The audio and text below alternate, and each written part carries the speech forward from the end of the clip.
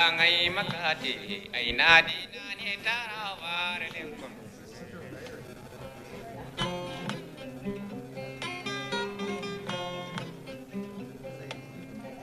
Ngai makati ay nadi na pamante yobari.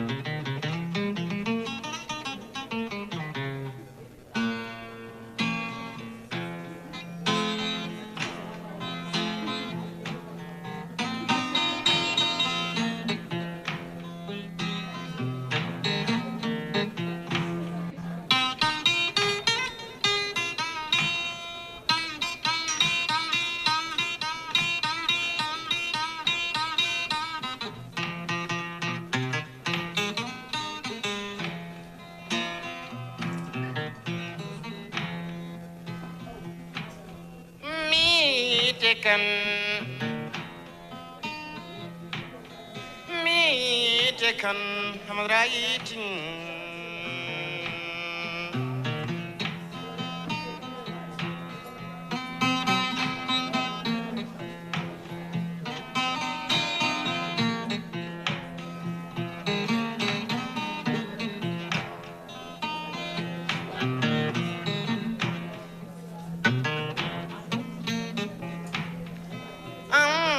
makora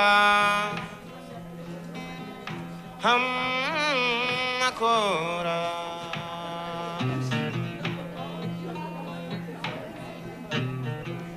nakunikahin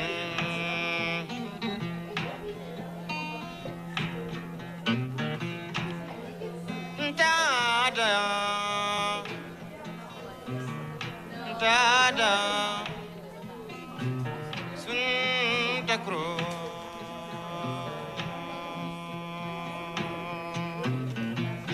ifi bijen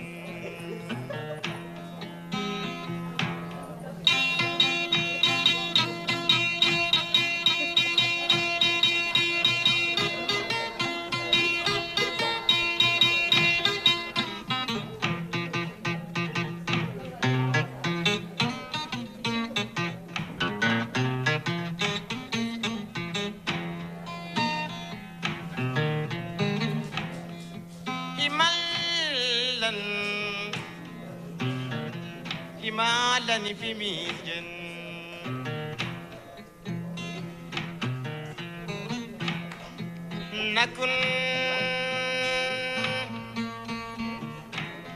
nakunikahin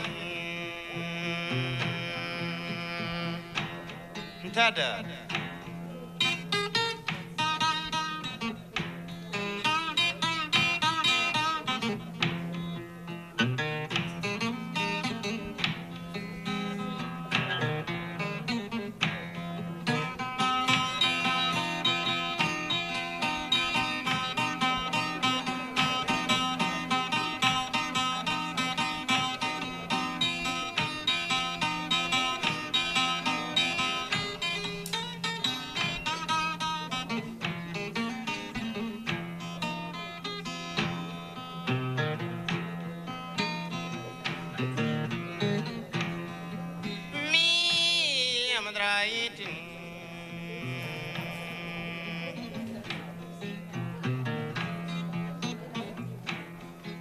ngamakara ikahin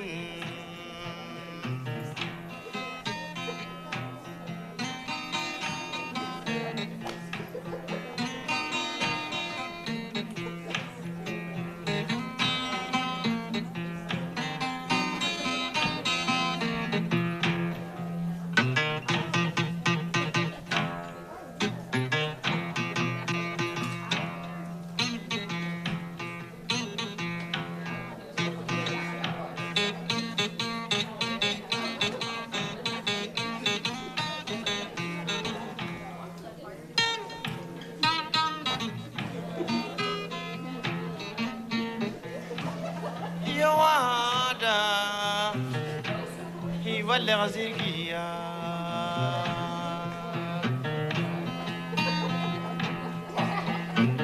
يا دا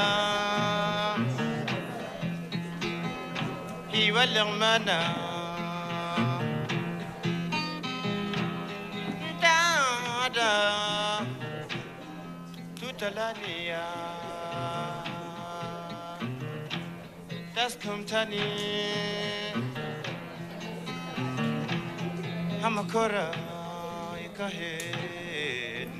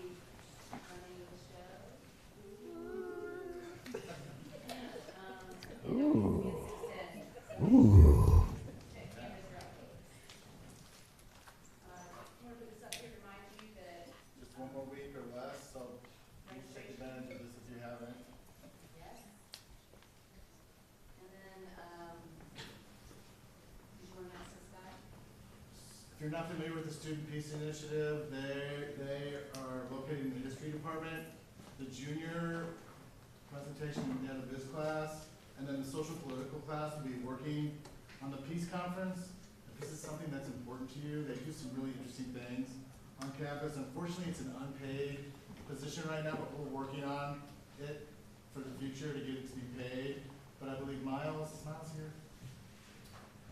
Miles did some work with this group last year, and it's just a really important thing for our university. And the juniors all submit abstracts to the conference, and hopefully get selected to present in the spring. And so we do the program, we design the program, and we print it for them. So anyone interested, Kalina would be love to talk to, and we may invite them to a forum in the future to talk about what they're doing. So just reach out to her. I told her I would make this announcement for them, so if you're interested, yes, or come talk to me after if you need more information. All right, so we're going to begin. I feel like we're missing a few people, but we'll get this party started. All right, welcome everyone. If you've attended a Loyola Design Forum session before, you know that I usually keep these introductions short, but today I have to do more for my mentor, Garland Kirkpatrick. So Garland, I'm not sure why it's taken me so long to invite you here, but I'm so happy I did. It gives me a chance to share with my students the story of how you became my mentor, which is also the story of why the Bachelor of Design degree at Loyola features a social, political, and environmental design course. A visual mentor is someone that not only inspires your work, your path, your journey as a designer, but also someone who cares about your growth as a designer. Can you choose a mentor, or have you found your mentor? I didn't really think much about my purpose as an undergrad student, but when I applied to grad school, I knew I really wanted to create designs that made a difference.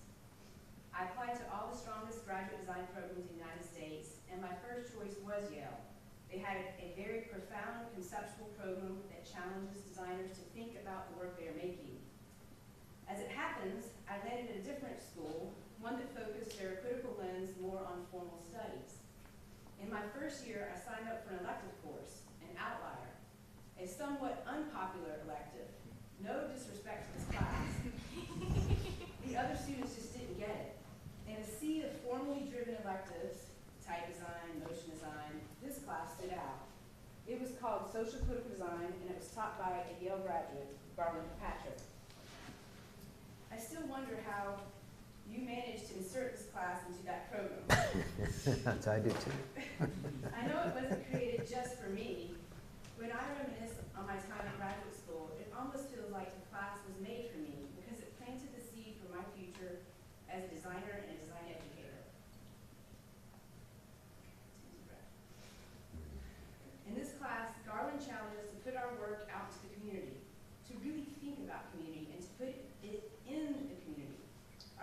project was a group project we worked on towards taking down the huge conglomerate Monsanto. Monsanto is an American agricultural biotechnical corporation that was known for producing genetically modified seeds and Roundup. Monsanto products have been found to be toxic to the environment and human health. We made a fake website called Monsanto.org that mirrored the existing Monsanto.com website with text and images that show the effects of what this toxic company was doing to human health. We created stickers that had a toxic symbol on it and said, genetically altered by Monsanto. And we went into the grocery stores, putting these stickers in all the fruits and vegetables. Garland inspired us to do design outside the classroom, in the community. He convinced us to week paste social political posters about the presidential election in downtown Los Angeles. In the middle of the night, midnight, we were illegally putting up political posters with our teacher. Teachers are persuaders, I guess. I don't want to imagine what would have happened if we had been stopped by the Los Angeles police. Not only did Garland inspire us to stay out late to work on our community, but he convinced us to get up early to be with our community. He invited us to volunteer on Saturday mornings to work with kids in Watts, a neighborhood in southern Los Angeles. We spent many Saturdays working from 8 a.m. to 2 p.m., teaching young black and brown kids how to use computers and how to design at the local community center. This kind of community work inspired me to become a teacher and find a place where I could give back. When I applied for a teaching job, I knew I wanted to be able to work in a place that wanted to make a difference. The mission statement at Loyola University states, Loyola University New Orleans welcomes students of diverse backgrounds and prepares them to lead meaningful lives with and for others, to pursue truth, wisdom, and virtue, and to work in a more just world. Because of Garland, I felt confident enough to start my teaching career at Loyola and build a design program that could make a difference. Garland's mentorship did not stop at grad school. Every time I hit a roadblock as a professional while building this design program, Garland was there for me. By then, Garland had transitioned to running the program at Loyola Marymount, and his words of wisdom were profoundly helpful because he worked at parallel universities, just in different cities. As the chair of Loyola Marymount Design, Garland wrote a letter of support for Loyola University of New Orleans to launch our professional design degree here in 2012, the Bachelor of Design.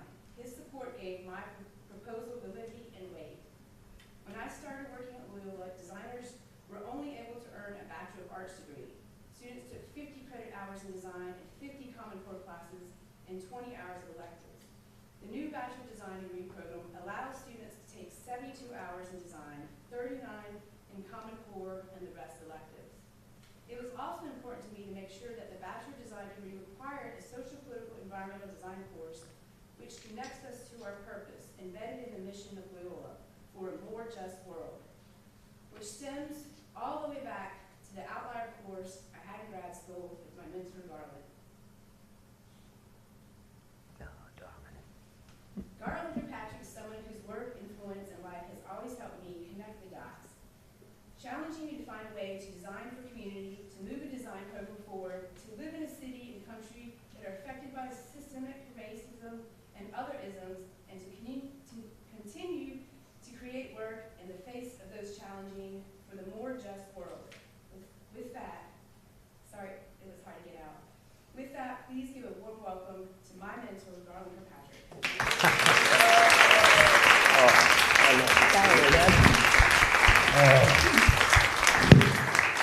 Thank you for that warm welcome. I didn't realize we did all that stuff back in the day. All right. Beautiful. And thank you for inviting me. This is wonderful to be here in our cousin schools of the Jesuit way, right?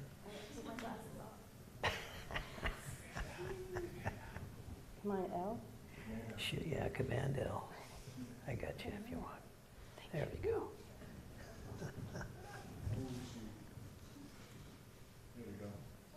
All right. Okay.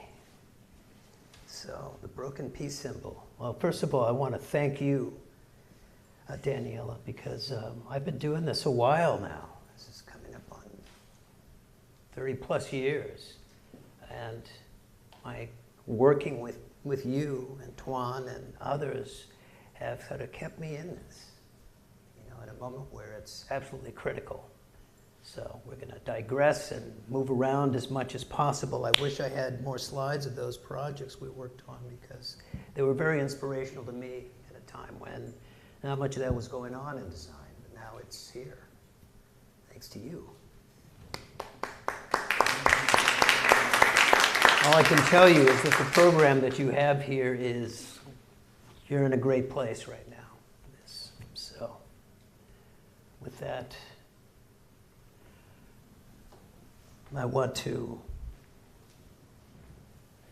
wish all of you peace. Ashe!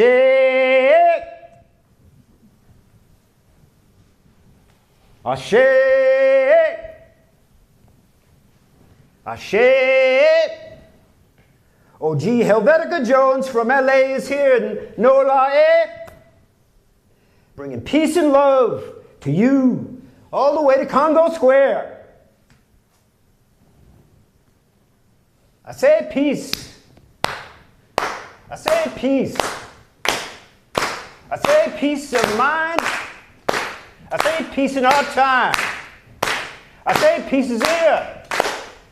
And hold it dear. From Chicago to LA. From LA to South Africa. To New Haven too. And wherever it takes you. Ashe. I bring you peace. And go with peace as well. And keep that in your hearts, particularly in this time.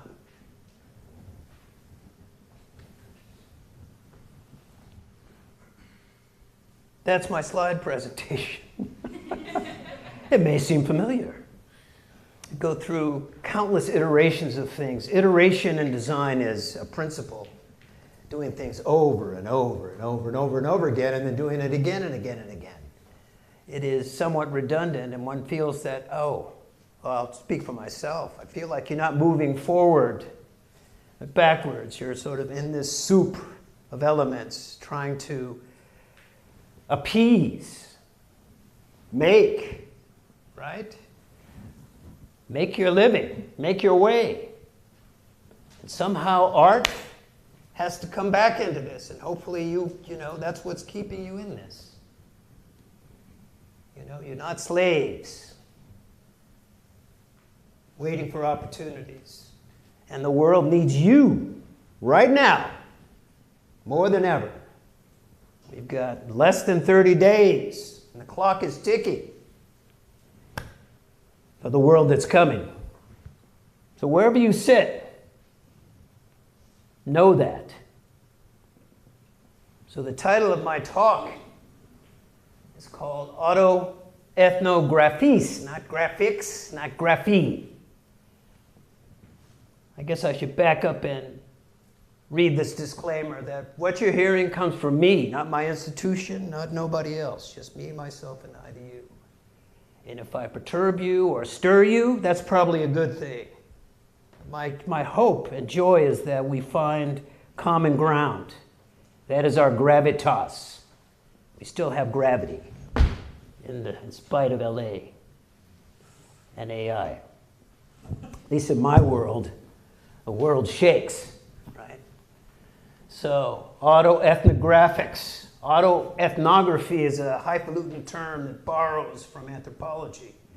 It means my visual signature with graphes. To mark, all right? That is the definition of part of what we do as makers and signifiers. Seeing is the primary sense, even though my retina is sort of dulling at the moment, but sometimes we make decisions on sight first and live with the consequences later. And our world is inundated with probably more than we can take in.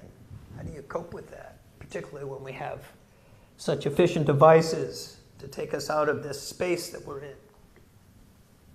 That's a real challenge to negotiate, as you're discovering. Red is a primary color. It is a cultural color. We find in every culture on this planet, and it has different meanings often, right?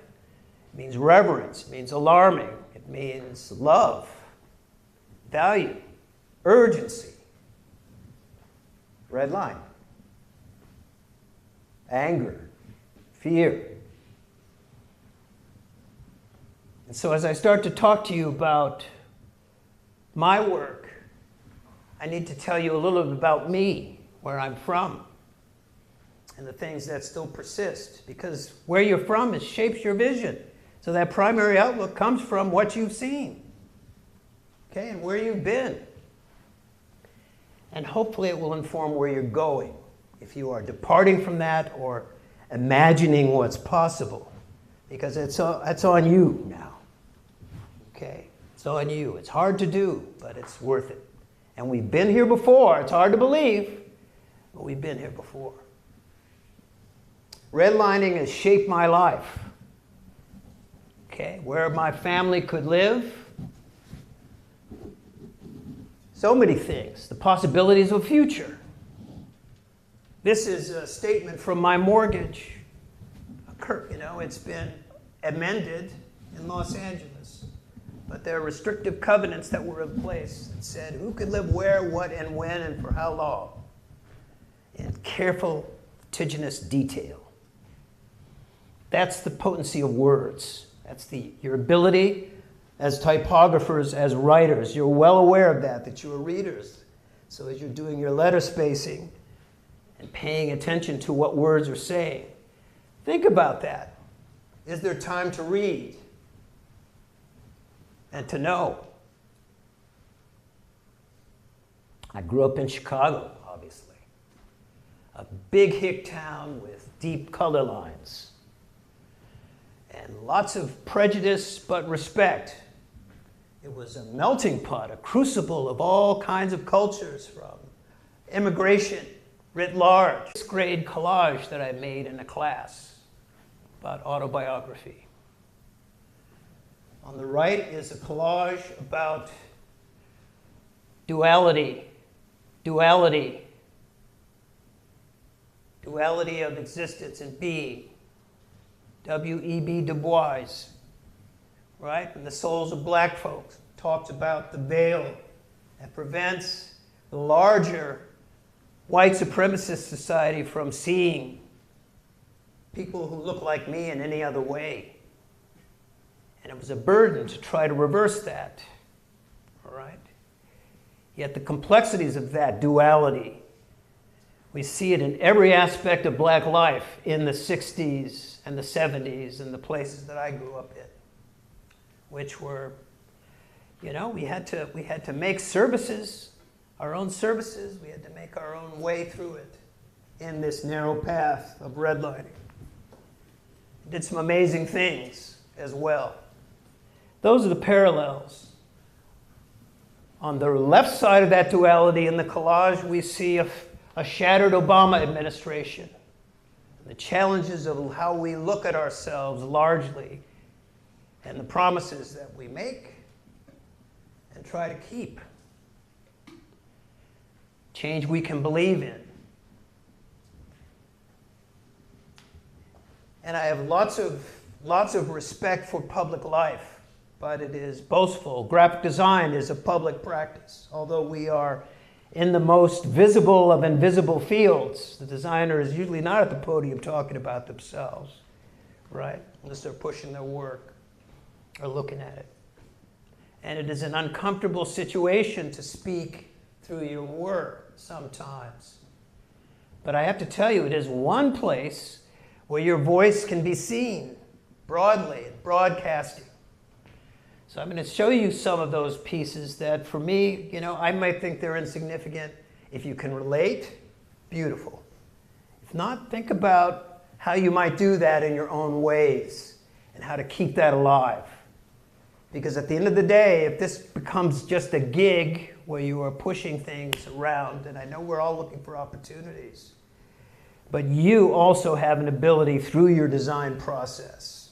All right? That's what I'm here to speak about. Not just the job of design. Hyde Park was a very interesting place to grow up in, right there in the University of Chicago.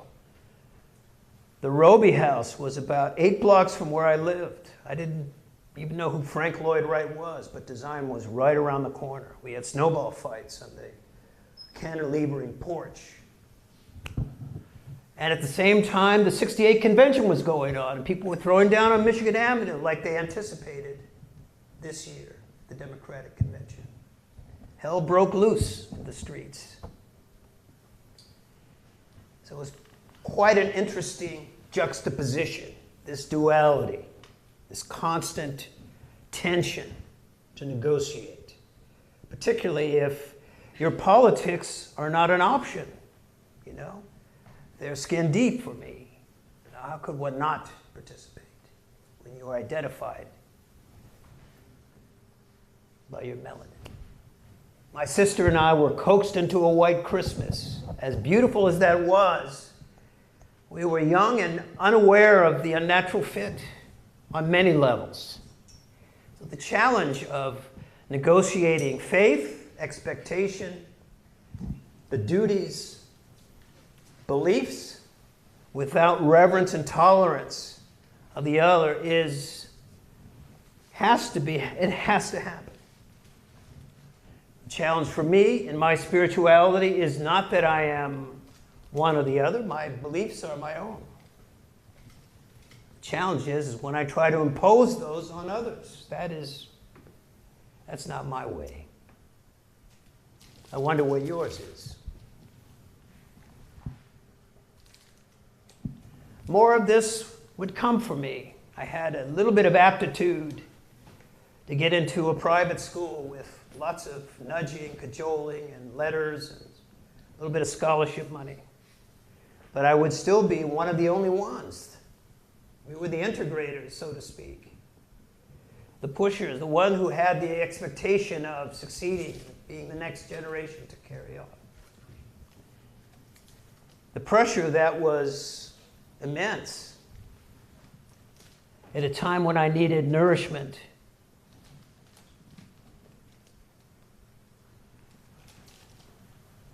My first experiences with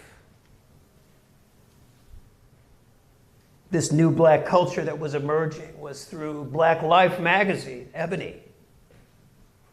Johnson Publishing was anchored in our city. The children of Johnson Publishing went to this school that I just got into. Jet and Ebony presented a view of life that seemed more representational in a world where we were absent. Nobody looked like me in the magazines or on television.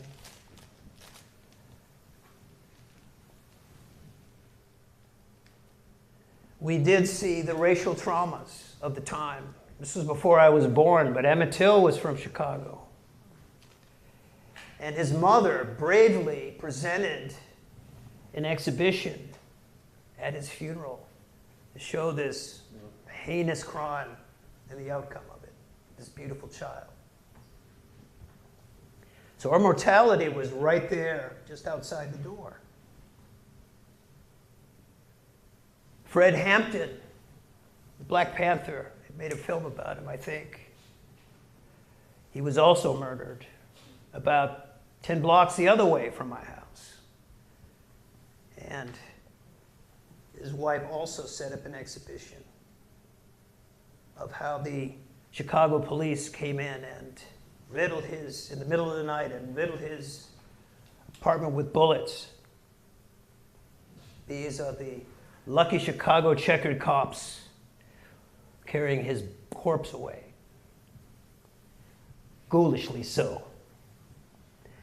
So I have a very long-lasting and deep-seated relationship with the police and this kind of authority as it's presented. Some of you might be able to relate to that. I know this is a very peaceful town, but there was also a lot of other things to look at. Interesting vernacular signage from the post-war period. Hand-painted signs. I fell in love with this idea of dimensional lettering. It's quite interesting. The logos of our time were Batman and Zenith, like on the television, right? That stuff is embedded in our memories. I didn't know what to call that. But I knew that in the comic books that I drew when I was that age, I tried to literally follow the characters and add color to them and tell stories with them. Perhaps that was the beginning of my design journey. To the bottom right, Harold's Chicken Shack. A black entrepreneur with 62 locations who drove around in a white Cadillac with a chicken on the hood. Branding 101, with the best fried chicken you'd ever want to get. Three levels of sauces, handed to you through a plate glass window at midnight. Very satisfying, but sort of dangerous at points. Public television logos.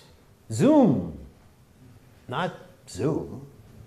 Not your current world on your screen and how we've negotiated with that, but the playful Zoom from Boston, Mass. 02134, still in my mind. The jingle, right? It penetrated my being. That fun, that association, the colors. That's what I wanted to do and be involved in.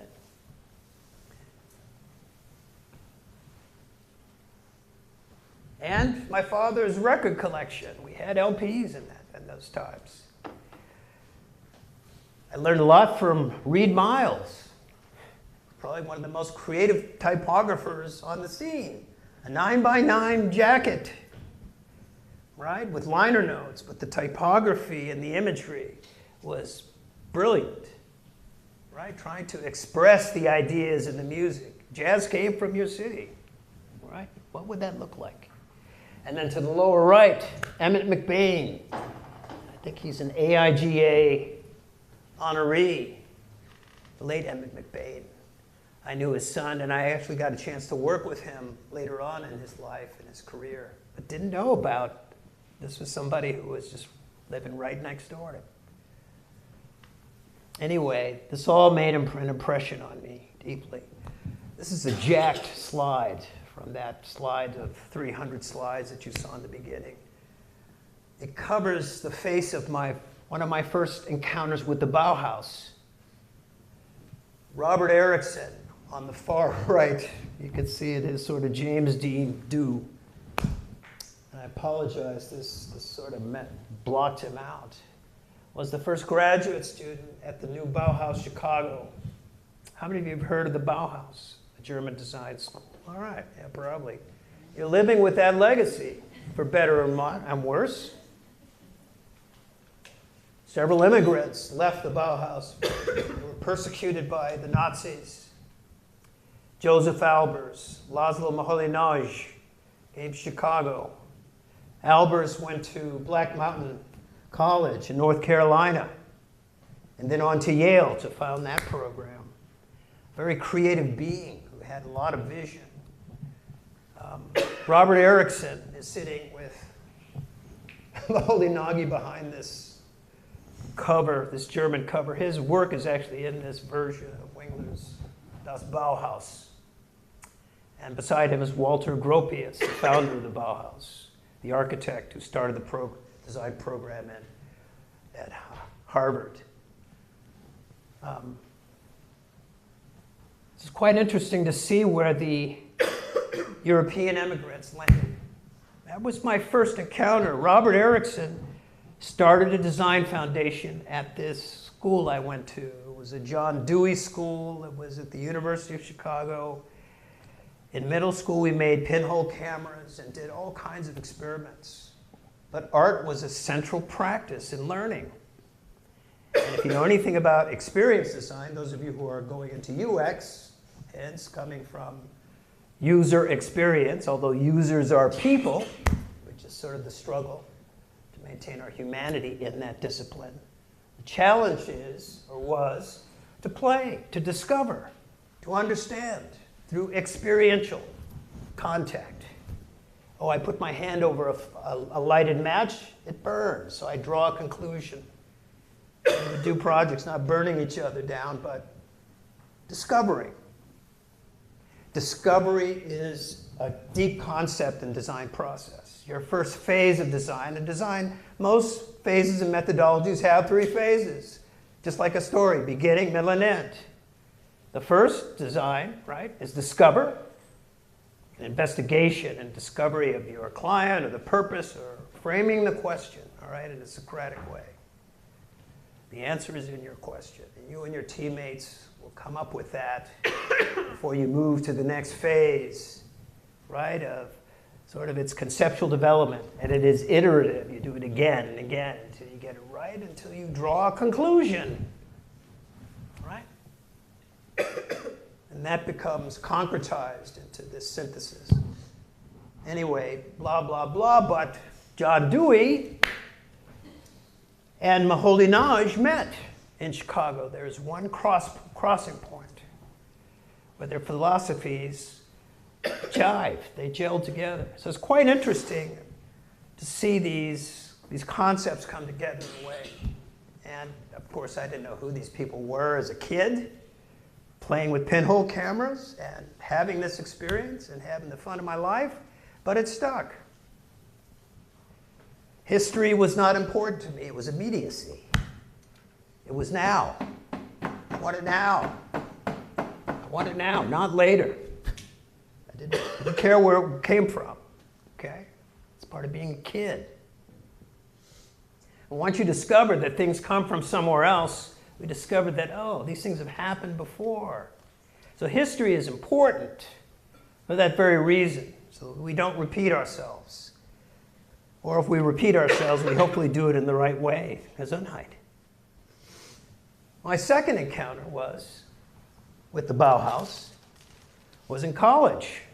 I went to Amherst College to study pre-medicine. My father was a physician. I'm also a junior, which is sort of a tragedy because you don't have your own name really, and you are destined to sort of follow in the path of that trough, right? Made a lot of things possible for us as a family, but the sciences and math were not weren't going to happen for me. I understood the principles and the parameters, but I'm a visual learner, okay? Anyway, I flunked out of Amherst and went back to Chicago to work at a civil rights law firm for a brief stint. That's another story, and we don't have time to go there, but I went back to finish, and I took an art history course as a survey, which introduced lots of broader ideas of visuality and ways of seeing the world. We had slides back then. We had to memorize a carousel of 350 slides to get through the class. That was the class. You didn't have no ring-a-ding and motion, okay? Your notes were taken in the dark. And if you failed, you didn't get your degree. So anyway, that was a liberal arts experience, migrating between subjects, carrying some knowledge to another, hopefully making a connection. Getting the point here is that design is a collective collagen. It is the perfect prefix and suffix adjoined to anything. Any subject matter can be enhanced through design. Okay? I don't care what you call it. And this value, you see, is reflected as ubiquitous. So you are experts in the world. And the fact that you're in a university is even better because you can connect it to other subjects and enhance it, whether they're peace initiatives or what have you, or science, social sciences, or natural sciences, or communication, or dance and music. All subjects, I would say. I digress. So coming back around in this oblique, after flunking out, and sort of getting into this new major potentially, there wasn't a design program there. We had printmaking and drawing, and I did whatever I could to learn about it, but I didn't know what to call it. In the library was a very small chapter book called Interaction of Color, which spoke to me in some way, at poetic level, with illustrations showing you how seeing worked. That stuck. Okay? It was the most articulate explanation of my life and what I wanted to do at some levels. No, I didn't make the connection to Robert Erickson, my former teacher. and those experiences. That it was a book. And I did live in a world of books.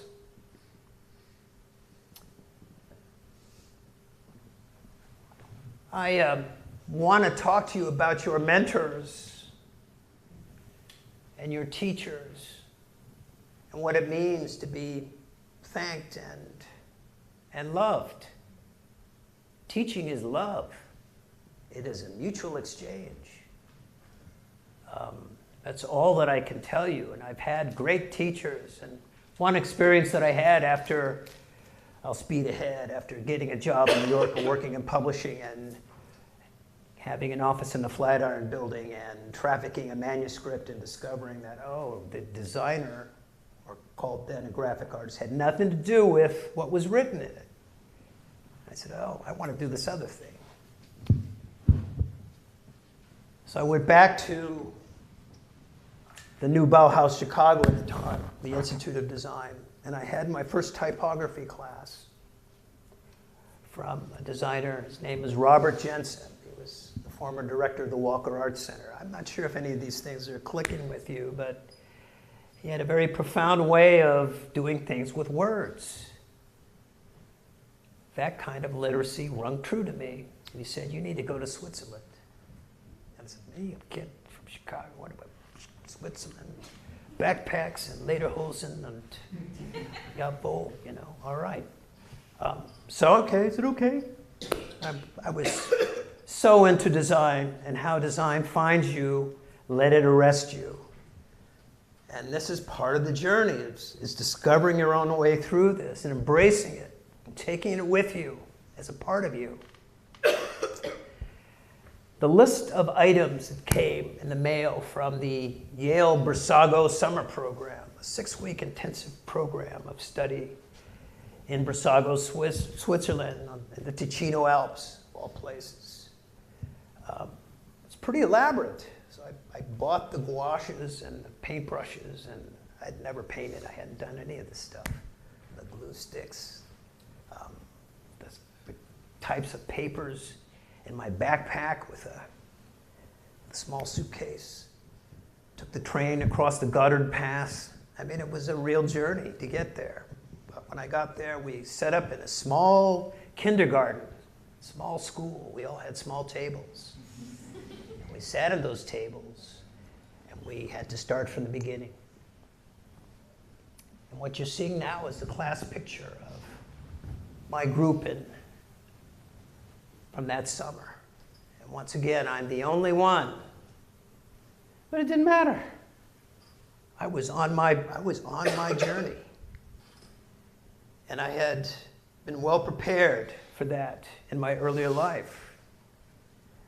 Yes, it is tragic, but at the same time, what an opportunity to stand, to go and to work with the gods of design in your history books. So I made that my mission, to try to have experiences with those primary sources in your history. And it's important to do that as much as you can so that you can carry that tradition on or interpret it and change it in your own way. There's Armin in the middle. And Armin could outwalk you in the hills of the Gadaro Alps. My goodness, I'd never walked so hard in my life. My knees were buckling by the time we got back. And then he would drink us under the table. Once I had a drinking game with Max Huber, who was another Swiss designer who loved jazz, and Armin said, come on over and sit down. Armin was a man of very few words. These guys were all about the speed of sight. It wasn't about talking. You gotta do it, right? It was about making. Anyway, the grappa was extreme.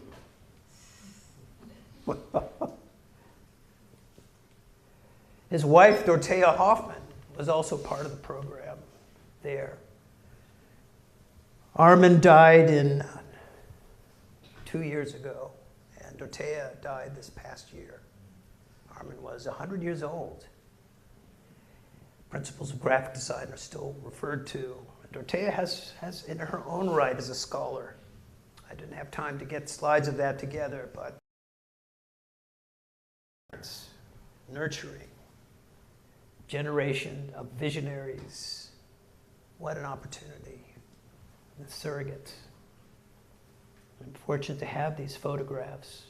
There we are. I had a little more hair on my head back then. I was closer to your age.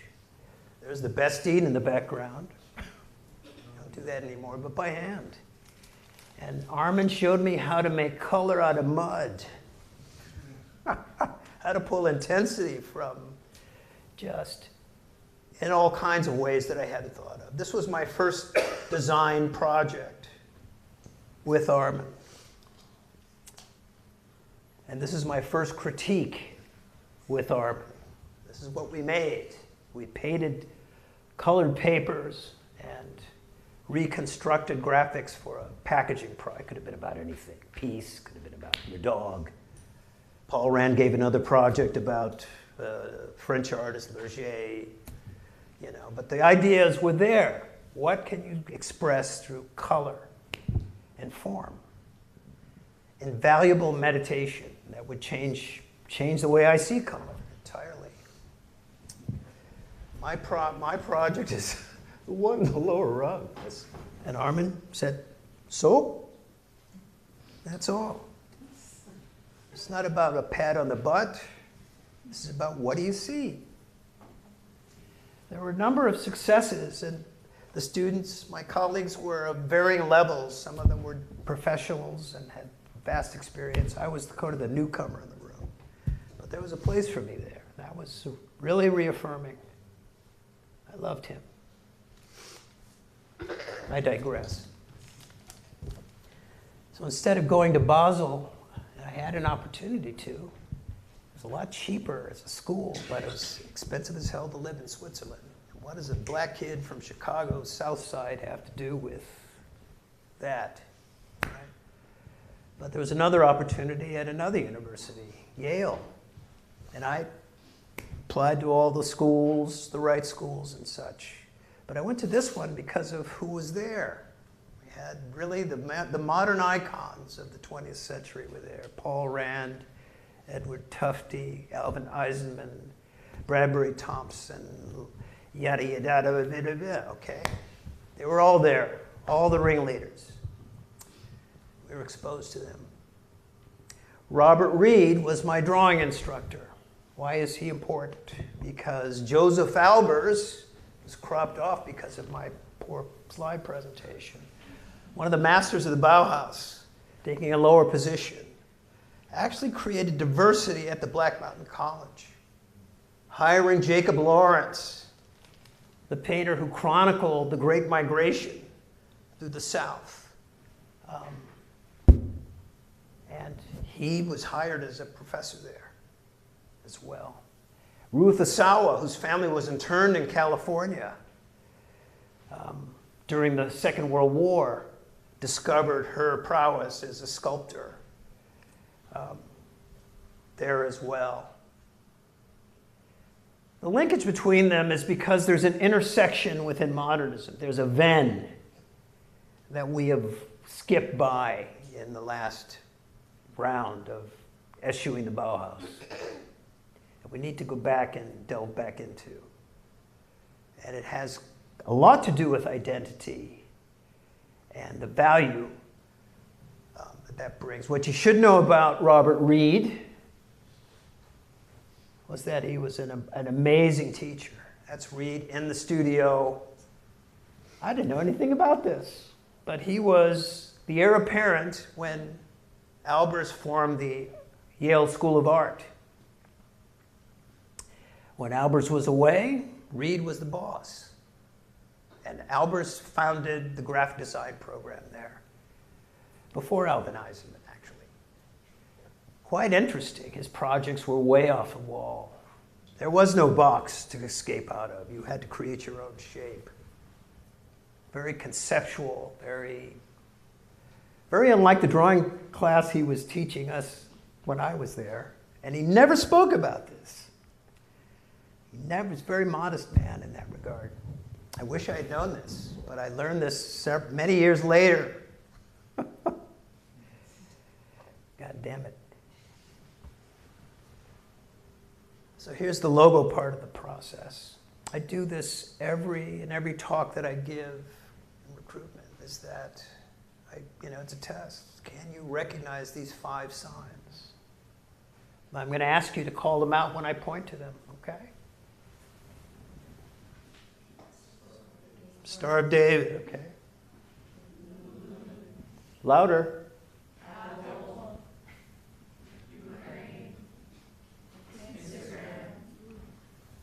This is church.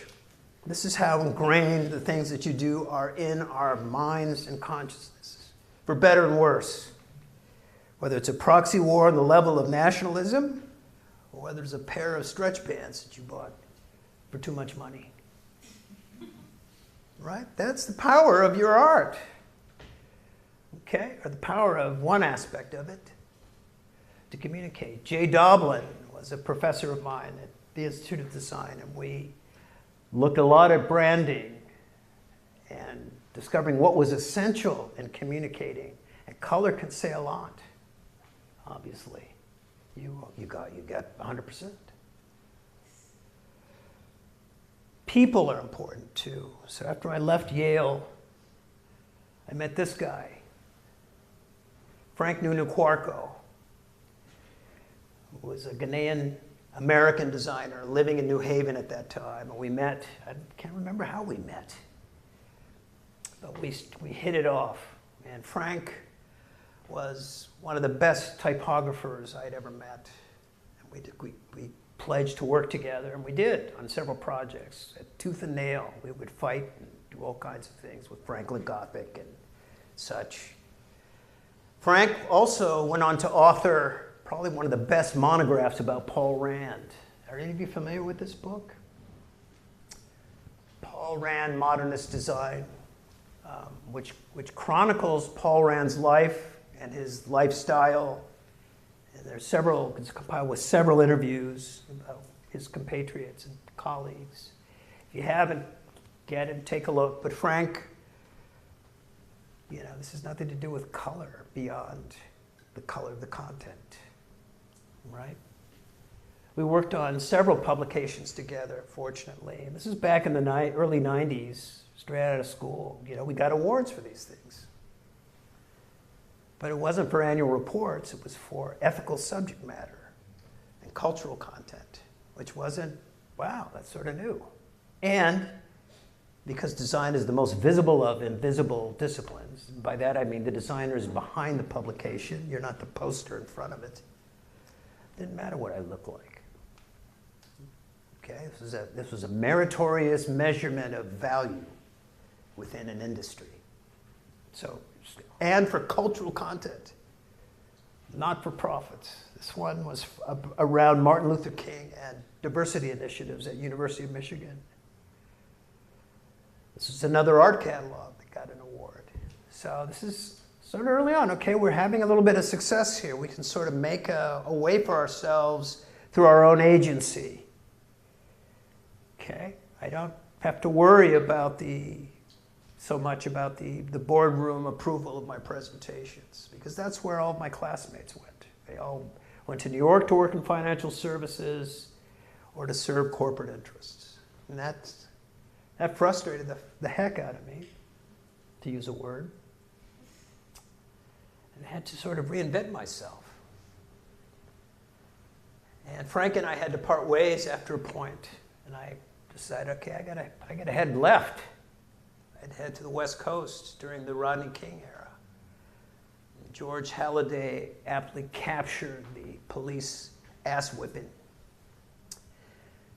Funny to note that the last time I saw Frank, we were both detained by Ann Arbor police on their main street. So that's still lurking there, the shadow of the police. There'll always be there. But this atrocity set this town on fire. Okay. This is close to the time when I got to meet Daniela and started teaching at Cal Arts. But I thought, how am I going to put this all together?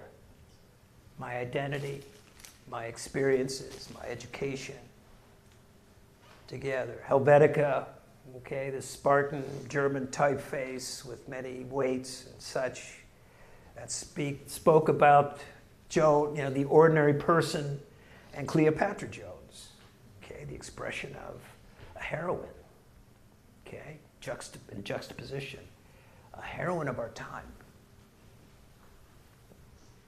Behind that, you see a lexicon that I've developed over the years that I've used in projects. But things were happening, and I sort of accepted that I was not going to be doing corporate work at all. I was going to do work that was antithetical to that, if I did anything. And I wasn't going back to grad school. So I was doing a lot of teaching back then. And Lorraine Wild hired me, fortunately, to teach foundation, and I stuck around for 12 years at Cal Arts and sort of rebooted. So I can't take full credit for social design because Victor Pepanak, the theorist, taught a class like that back in the 60s. So we resurrected that aspect of connecting design and society and the problems of design, how design could solve the problems and discover the problems. This was the first project that I did under Helvetica Jones around the same time. James Byrd was a black man who was lynched behind a truck in a Texas road along 3 miles of Jasper, Texas. His body parts were strewn across the pavement. His family lost him. That's James Byrd. These tragedies were happening in the world. How do I connect my art, my process, to recognizing, memorializing, digesting this, the psychology of processing the psychology of this heinous world that we live in, these tragedies. Below that is an image of the Brooks, the famous slave clipper, which shows the tuna can-like packing of slaves and their transition in the Middle Passage. And so on the left is the poster that I created, over 6 foot long, silkscreen. And surprisingly, I did in one pass. But it had the human scale, and it connected an informational level with the texture of the road. And it was cathartic for me. This was what I was aiming for. I got some awards during that time. So I was getting that affirmation that, okay, you still have a leg in this, even though you're going another way. And the work looked like this, right? Asymmetric typography. We did our typesetting using CompuGraphic machines, and we did keyline and paste ups, and using a process of cut and paste that you're probably not aware of but are starting to rediscover, because you had hand in the game. It was tactile. It wasn't a swipe. Okay, it was tangible. Another conceptual piece involved the collaboration with the artist Kim Yasuda, who cut shards of rugs into topographic configurations to make a landscape, to tell the process of family stories in her life. So the collaborative aspect came back into the work and was very essential.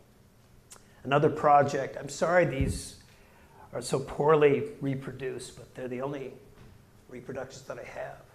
A publication insert for a San Francisco magazine called C, which was very popular at the time, but they offered artists an opportunity to make these, you could call them illustrations, or we used to call them page-specific installations, because we were trying to recreate the experience of the art installation while also dealing with the sequencing of pages. And for me, the idea was to deconstruct the book, so you could see images ran through the seams to tell a story on a couple of different levels about the Japanese internment of her grandmother. These got awards.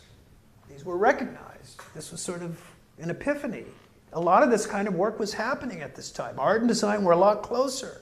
I had my limits to the deconstructive aspect, and I was not an empty formalist, as Ed Feller might say. Those of you who remember who that is. But Ed and I collaborated on things too, which was quite fun. Victor Margolin contacted me, the late design historian from Chicago, while I was teaching at Cal Arts, and invited me to, well, why don't you design a cover? He was very interested in nurturing black designers at that time. He hosted the first convention of black designers in Chicago. I was living in California and couldn't afford the trip, but just to note.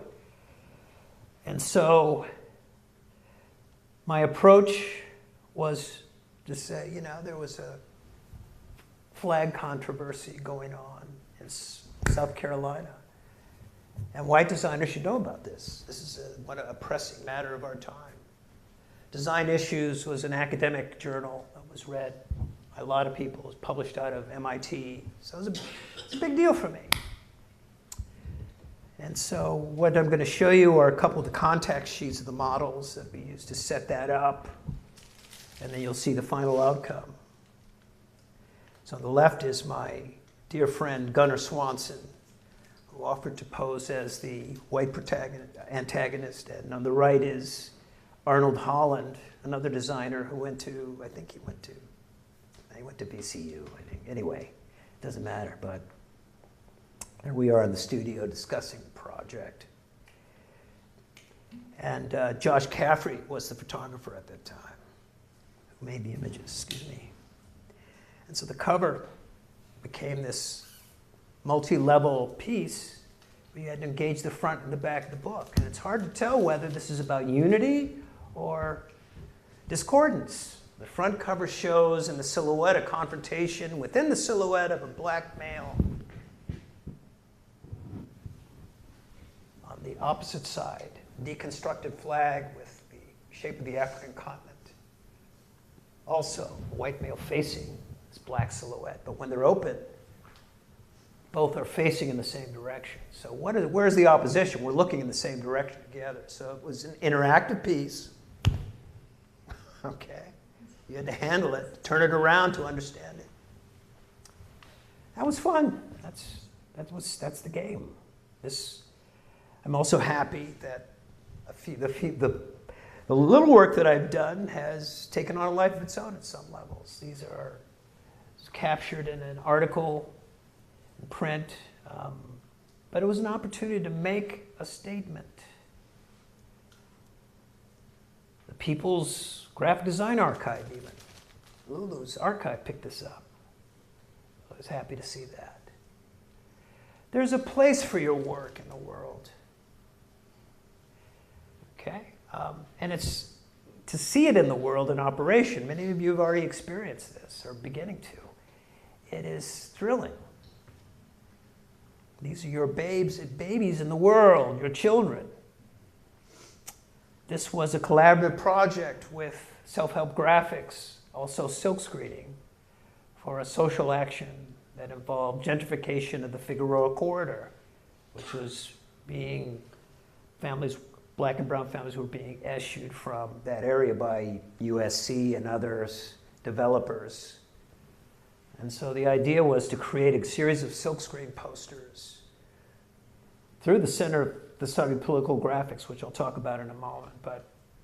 And these got picked up. These found a place. This is in probably 50 different collections of academic museums and archives. The idea is the layering of skin becomes a black and brown solidarity poster as the layers, the dimensional type resolves into this lockup of the hand. At a time when black and brown weren't talking much. These little projects have sort of gone out into the world. Jihad was based on a joke that Robin Williams told that resonated with me about the sort of cowboy politics of George Bush during the Iraq War. Yeehaw! So the alliteration is captured in a sticker that became a poster that we used in the protests downtown.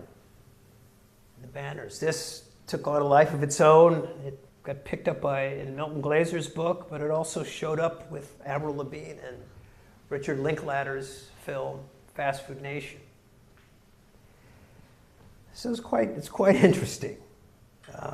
Around the same time, I was also doing graphic design work for the Center for the Study of Political Graphics. Am I talking too long? How are we doing? I tend to do that. Am I rambling on too much? We got 10 minutes, okay. So, the Center for the Study of Political Graphics has 90,000 posters about issues, social issues from around the world, and it is an amazing place because they're shown in salon style, which means we see these posters collectively, and they resonate over time. And the history carries on. And the pictures tell the story. I've been fortunate enough to do publications with them, design their logotype, and to also produce posters of varying kinds.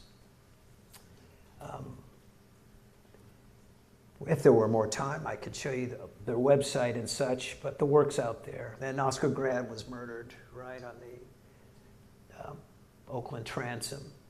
And so I also published an irregular newspaper which tried to speak to those matters as well as amplify sort of the statistics of the time using QR codes and quotes by either social critics. In this case, we have Martin Luther King Jr.'s famous state that talks about a nation that continues year after year to spend more money on military defense than on programs of social uplift is approaching spiritual death.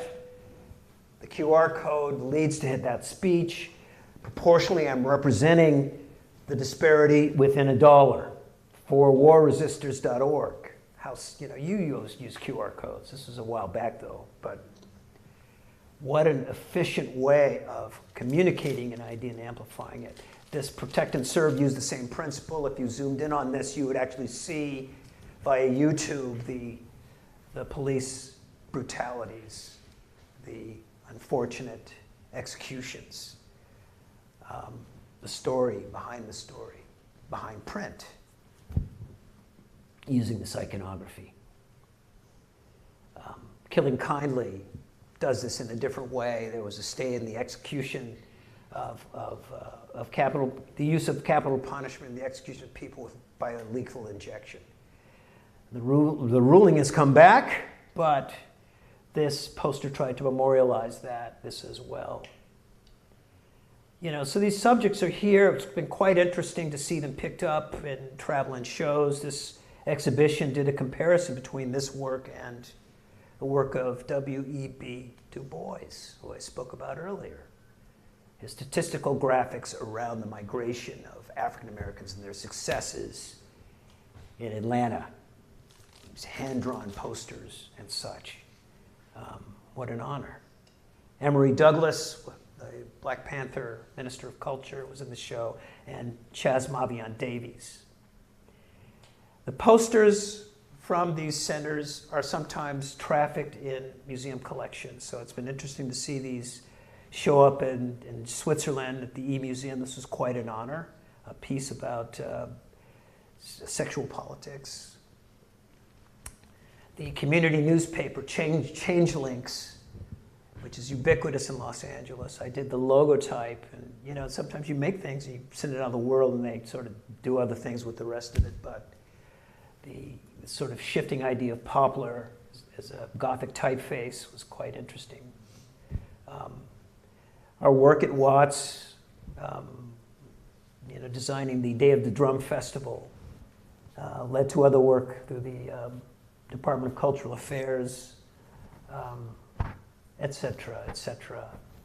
We did political campaigns for both rounds of the Obama administration. Daniela participated in this one, postcard campaigns. That we wanted to believe this time, that things were going to come through on the Cafe Bolivar gallery. The second time around, we did lawn signs. He didn't get the message. There was a bailout for the corporations. And so in Occupy Day 6, my partner, Art Rob Billings and I set up glassine tents and laminated posters, which there's Rob there boastfully, but you know, the police shut it all down. Film posters from the Netherlands, you know, you communicating and collaborating with people elsewhere is so much more possible because of the mediums that you're using. A political, racialized thriller, that was the poster for it. A recent campaign for a one-person show which looked at really the wall of moms, Resistor. We have copies of these somewhere around. You'll have a chance to see them, I think. Indigenous, and Blake, Jacob Blake, who was beaten and shot by the police and still lived, became subject matter for these pieces right around George Floyd. What book ends in a turbulent time? I'm also in love, so there's my website. Okay, yeah, I need help. Who's going to help me out? The idea is to be too busy to need a website and print, but my fetish with books began very early in Chicago, all right, and also working in New York. So I got the chance to work with galleries and museums in a very competitive environment. Whiteness tries to recreate the Jim Crow signs in stencil, the page. The gallery tried to recreate the sort of white superiority of gallery spaces through an art museum. Roger Kuntz's monograph, again, redesigning type, sort of conformed to the cover, carrying from the outside in. I believe the books are like films. That sort of transitional area becomes almost a glorious opportunity to sort of indulge in the content, collecting on the edge, et cetera, et cetera. This is not an ideal way to look at this stuff on screen. Yeah, it's writ large, but I couldn't carry these things with me on the plane, sorry. They're out there somewhere, believe me. This got an acknowledgement, best kept secret, et cetera, et cetera. Current project, we'll see if it goes through, about black photography in Chicago, which is more closer to the bone. A lovely so real, through the Art Institute of Chicago. The COLA projects, the City of Los Angeles offers artists grant money, untethered, to produce an exhibition of their choosing, and so the design, I got a COLA award at one point, and they invited the designers to come back and to design the catalogs for that time. These are different ones, using photography and color and such. The exhibition graphics sort of create an environment around the event. Here's the most recent one. I didn't get a chance to get to the other pieces because I wanted to get here, right? This is a poster for my social design class that Tuan Phan created. Brilliant silkscreen overprinting. You know, you guys are so much better than me. You make me look good. But the 5 or 6 of us, this was the launch of that class. And I show this every time and everywhere I go because of its meaning. It's sort of the challenge of our privilege challenge. Our work at Watts together, Daniela, during the reconstruction of the towers. And these kids had marginal gang affiliations, but would come and we tried to rebrand the towers on the left using a 256K computer on the right. Their type skills rivaled the graphic design work that I was seeing at Cal Arts. So it would be a nice pair, but my goal at that time was to get these kids to come to Cal Arts. What would that have been like? To escape the lives that they were in. We would find bullet casings around the Butler trailers, etc. I'm not going to over-romanticize that, but Jan von Toorn, my late mentor from Holland, who really introduced me to the idea of a social practice and the forces that shape design in our world, the political and economic dimensions that really have created the world that we are in. He was so aware of that, such a literate man. He came to visit us, and we spent a lot of time in LA looking at the project. Here are some of the students on the street with their black and white Holga cameras. There's a lot of photography, documentation of those environments that each of them have gone on into their own careers, gotten MFAs, some are working at corporations and in their own lives. They had an opportunity to paint murals on the Butler trailers behind the building. I was looking for a photo of you, my friend, but I couldn't dig it up. But there's a sample of the camera, the Holga camera, this sort of black and white pinhole camera, plastics, like a Lego camera. Anyway, Carol Wells from the Center of the Study of Political Graphics really checked that site out and the work there. It is one of the few repositories for this kind of work internationally. But she spent a lot of time with us. Student lexicons, a lot of the work now you're going to see is from LMU, your cousin school, and the emphasis of really dealing with the dichotomies in iconography. So projecting the idea first before over-stylizing it. And we work in a computer lab. So my goal is to not be on the computer, to draw on the computer, to collage and such. The projects are anchored in the community. On the right, an experimental typography class that dealt with re-examining the LA lockup, right, for the Dodgers, using architectural impressions, posters around subject matter. We're beginning to get sort of a whole archive of our own together to sort of mark these moments. So living in posterity means that your works will go on. A recent voter campaign designed by our students, reviewed at the Center for the Study of Political Graphics, which provides, it's a wonderful resource.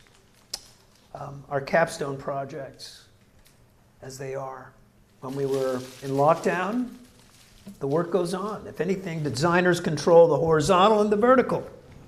It's not a problem. But you got to come to class, not in your pajamas. Okay? You got to have work on the wall behind you. You got to present.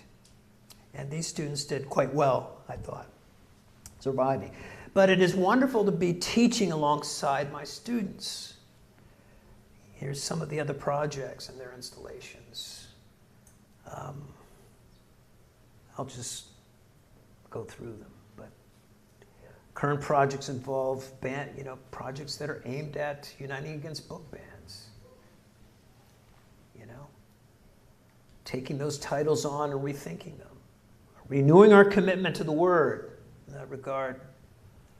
And so these are going to be traveling, and we do it every year. We're in our third season. And it gives them an opportunity to test all of their chops in different ways, communication.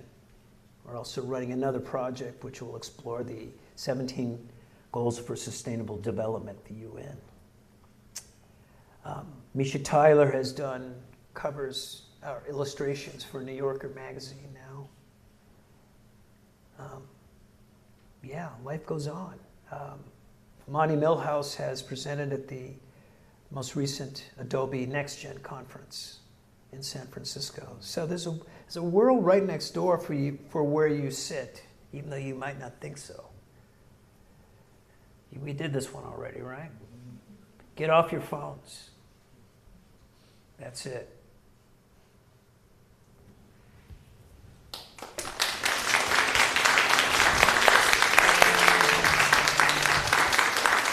Did I make it? It's not much time. I don't think there's any time for questions. If there are, stick around. Can we turn lights on? Dankeschön. I know it's 6:10, but maybe we'll put a couple questions. I have samples of pieces, takeaways for you as well, if you want to come on down. Such. One question at least? How long can I squat? I need to do this periodically, otherwise my knees will go out. What do you think? Come on, you all. You got some questions for this amazing gentleman here. Yes? What are some lessons that you learned working in the industry that you think that might not be obvious to people who are just starting out? You got to do everything that crosses your desk. I have an active practice that goes alongside with my social praxis. It is integral. One informs the other. Okay? And if you're not doing all of that, you are missing an opportunity to have your voice appear within industry. If anything, I think that that's the critical factor, is your own lexicon and inflections being applied in the world. So you're all going to be very successful. You're going to find your path. But what you want to do is to try to, well, you want to do whatever you want to do. That's up to you. But at the end of the day, if you look back over your career, you know, where are you in your work?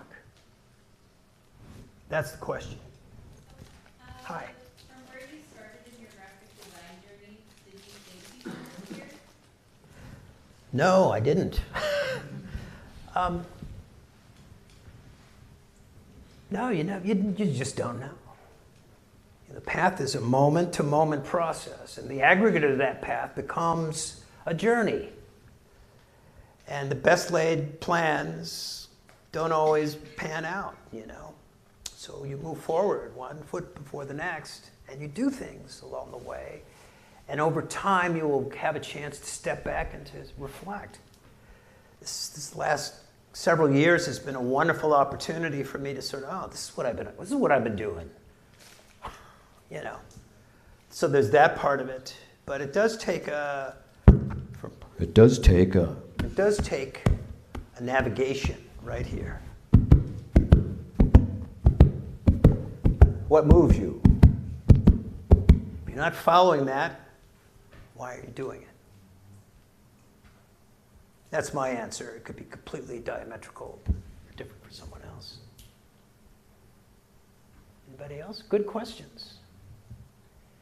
And notice I don't have answers. You have your own answers.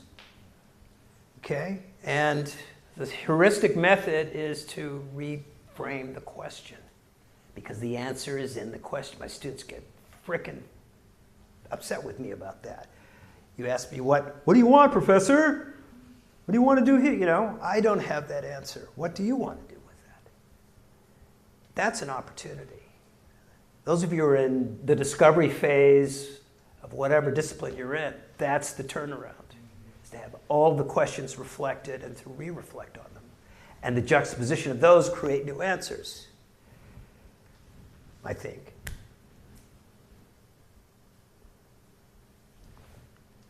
Do you have a question? Hi. Was it me? It's a row 7, I guess.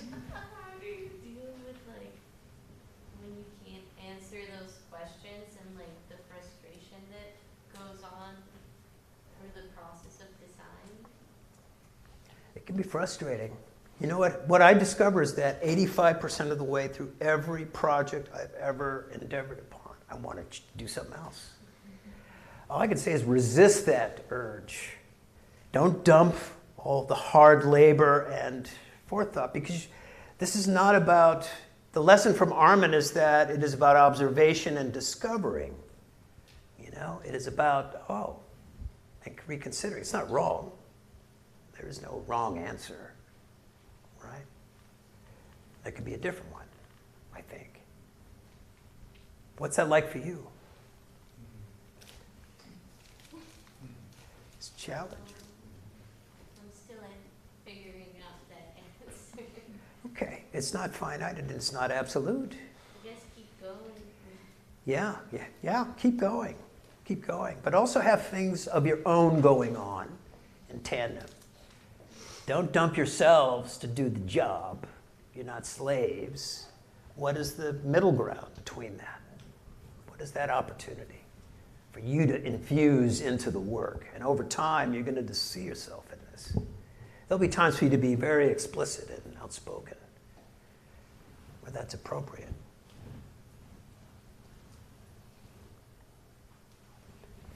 Do you have a question? Okay. All right. Thank you. Thank you for sitting through all this. Come on down and get some swag if you want. There's some postcards down here if anybody would like. Please take them so that I don't have to take them with me.